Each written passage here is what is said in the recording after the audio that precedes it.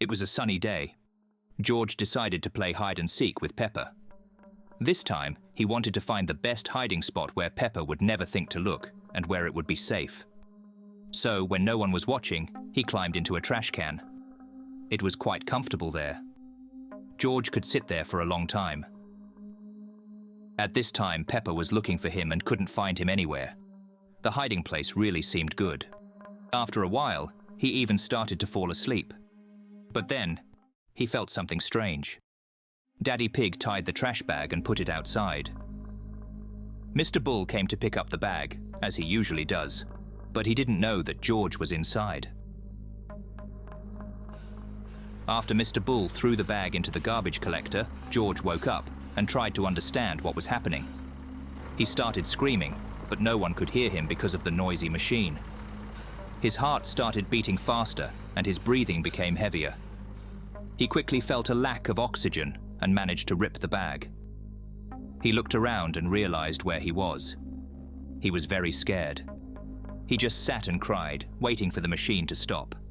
But it kept going and going until it reached the dump. George thought everything was over and he could run out and ask Mr. Bull for help. But then the garbage started pouring out. A pile of garbage fell on George at the dump. George managed to get out of there. He was all dirty with waste. And Mr. Bull has already driven off. He looked around and saw that there was stench everywhere and there were no edges of this dump. Waste was brought here from several settlements. He decided that Mr. Bull would come to this place the next day and he could ask him to take him home, so he just had to wait here for some time. But it would be torturous. George was dirty with something sticky and there were no means of survival here, nothing to do. All he did was dig through the trash, looking for something interesting. Until suddenly he realized he was hungry. All he could find was a couple of apple cores, a couple of half-rotten pears, and moldy bread. He ate a couple of apple cores. It was unpleasant, but the feeling of hunger started to pass. By evening, he was very thirsty. He found a few rotten tomatoes in a bag. They were very soft and had leaked juice. George made a hole in the bag and drank the contents. It was the most disgusting thing he had ever tasted in his life. But it was already getting dark, so George would have to spend the night somewhere. He was afraid of the dark and needed to find some cozy spot. He found it. He put a few torn clothes under himself and covered himself with a blanket he found. In the morning, he would wake up and wait for this machine. Either it would wake him up with its noise. He was sure that everything would be fine the next day. And when morning came, the machine really did come, waking him up.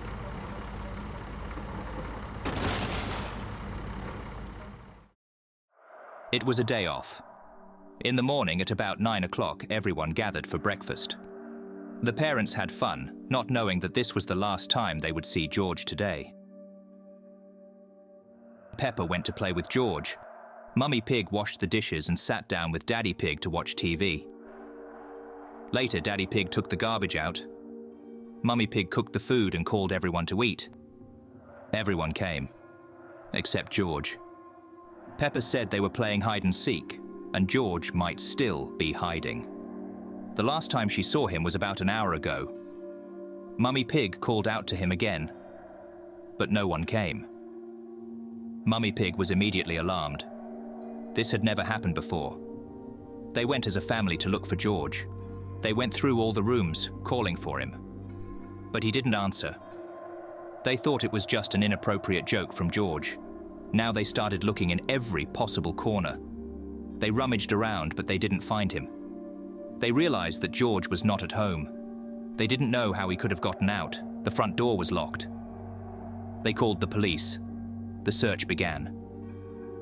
George's parents started looking outside, going to all the places he liked to be. They searched all day and never gave up hope, but they didn't find anything. The next morning, they went into the woods. They walked for hours looking for George, until they realized they were lost.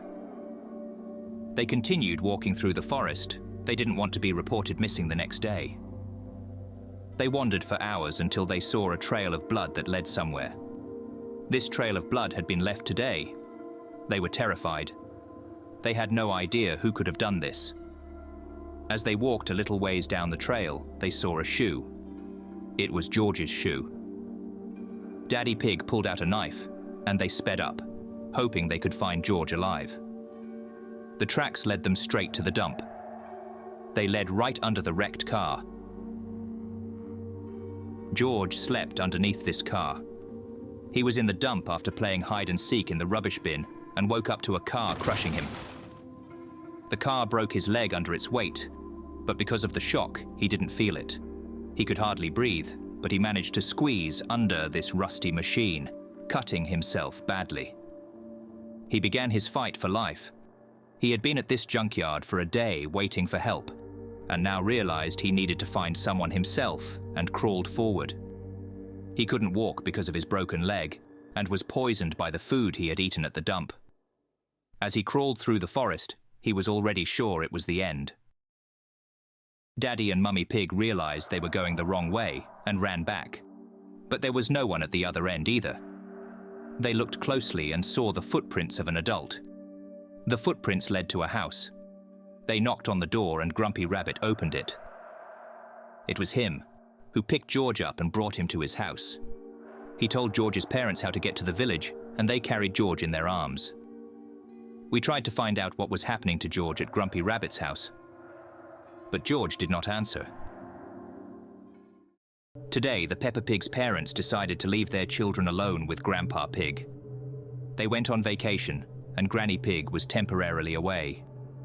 Peppa didn't suspect that these days would show her a shocking reality and traumatize her psyche forever. It all started with lunch. Grandpa's dishes were, as always, delicious. Peppa asked how he always managed to make such tasty dishes. He replied that it was because he knew how to grow delicious vegetables in his garden. After lunch, they went to the garden. This is where Grandpa grows his vegetables. At the end of the garden, they reached the chicken coop. He also liked to raise chickens, and Peppa saw a strange building standing nearby. Peppa asked what was inside, but he said the kids aren't allowed to know and shouldn't go in there. They collected vegetables and returned home.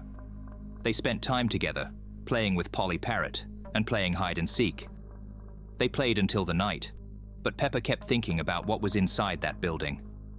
And when she went to bed, this thought wouldn't leave her. Later, when she was sure everyone was asleep, she got up very quietly and went out to the garden. She was a little afraid of the dark, but she was also very curious. She walked up to that little building, looked around, and opened the door. She smelled a strange smell. There were feathers everywhere, and it was all dirty. She saw an axe and a saw on the wall. She felt sick. She didn't understand what the room was for.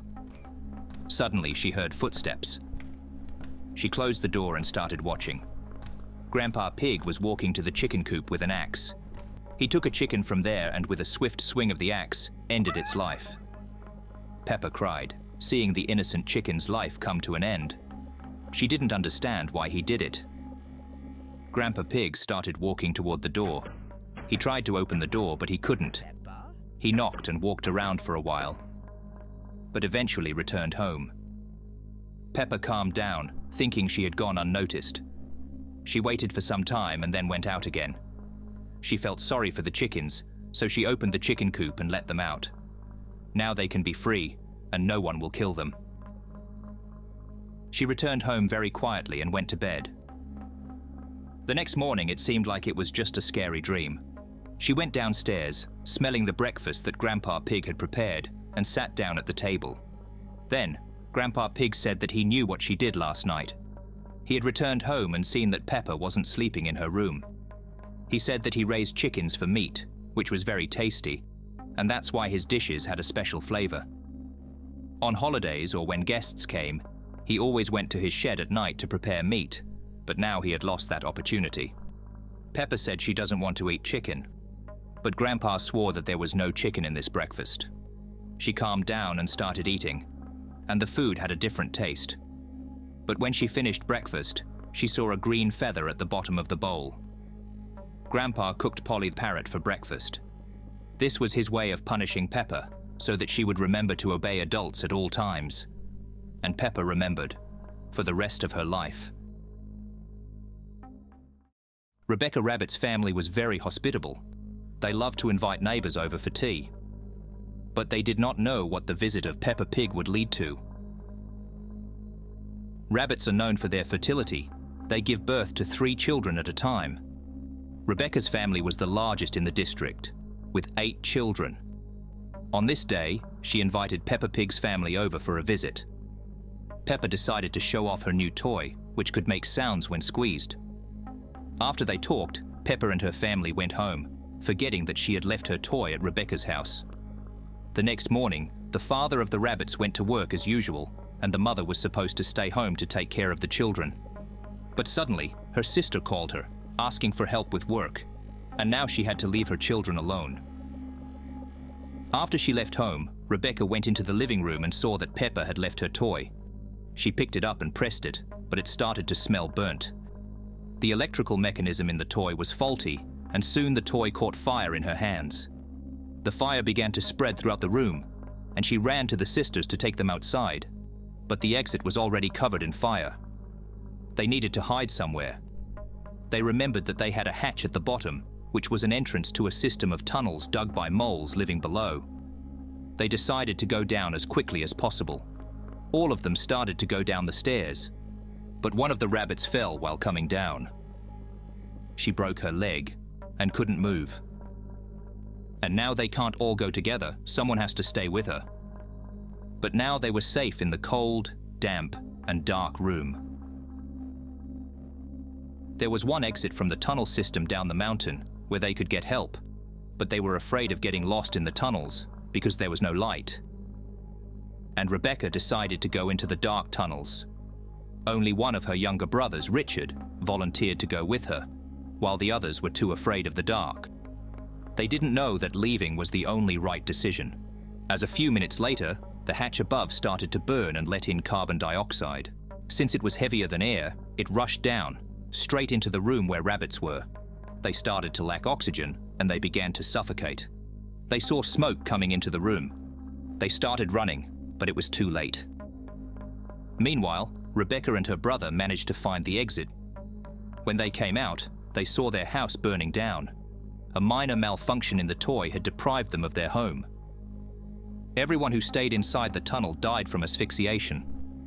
It was a terrible loss for the rabbit family. The remains of the house were removed, and the rabbits now settled inside the tunnels, equipping their rooms, where they continued to live their lives. But now with only 2 remaining children.